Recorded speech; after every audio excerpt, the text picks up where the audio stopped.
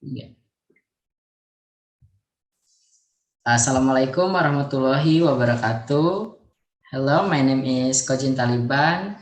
I'm from class 5E, student English education from Wilayah Lampung. In this video, I will do an exam phonological final test. So, here we go. In this video, I will explain about phonological rules. So, what is phonological rules? According to Goldsmith, 1995, defines phonological rules as mappings between two different levels of sounds representation. In this case, the abstract or underlying level and the surface level.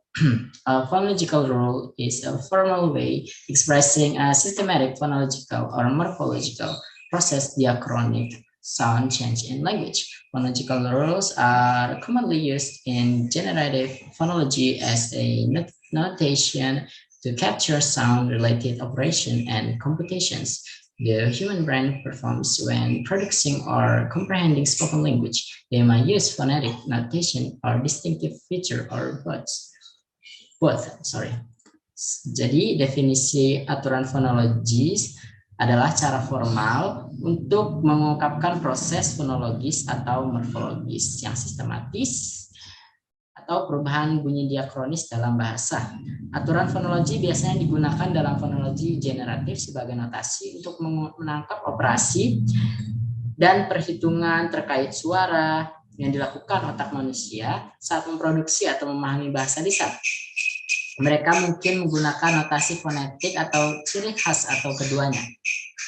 Okay, next is I will explain about the types. So phonological rules can be roughly divided into 4 types. The first is I will explain about assimilation. Assimilation is a common phonological process by which the sound of ending one of the words blends into the sounds of the beginning of the following word. This occurs when the parts of the mouth and vocal cords starts to form the beginning sounds of the next word before the last sound has been completed. An example of this would be hot potato. The T in hot is dropped as the lips prepare for the P sound for potato. Jadi di sini asimilasi adalah proses fonologi umum di mana suara akhir satu kata menyatu dengan suara awal kata berikutnya. Ini terjadi ketika bagian mulut dan pita suara mulai membentuk bunyi awal kata berikutnya sebelum bunyi kata terakhir selesai. Contohnya adalah kata hot potato. Tanda T dalam hot dijatuhkan saat bibir bersiap untuk suara P. P untuk kentang or potato. So next is I will explain about dissimilation. Dissimilation is a phonological process in which two close sounds, similar consonants or vowels, change to become less alike. Example, manner dissimilation is in which a stop becomes fricative when followed by another stop.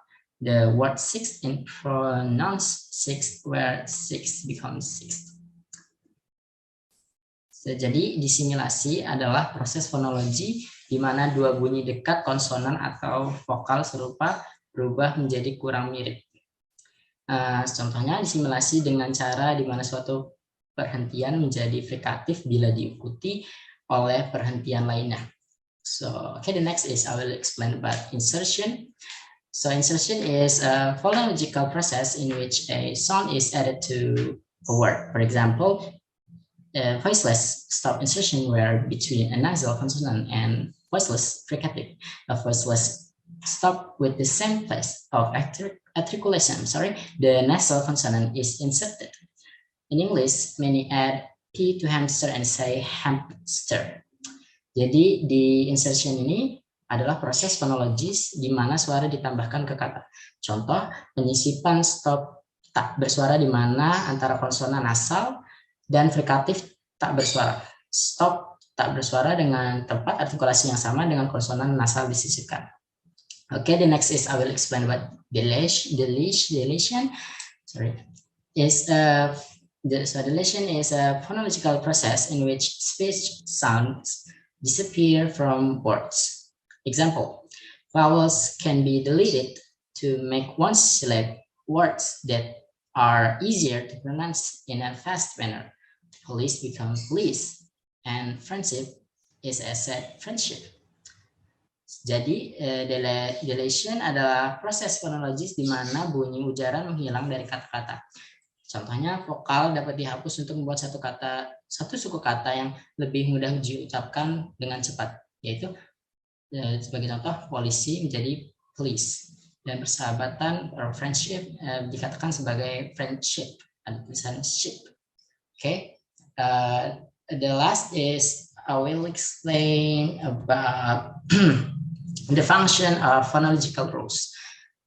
The function of phonological rules in grammar is to provide the phonetic information necessary for the pronunciation in utterance.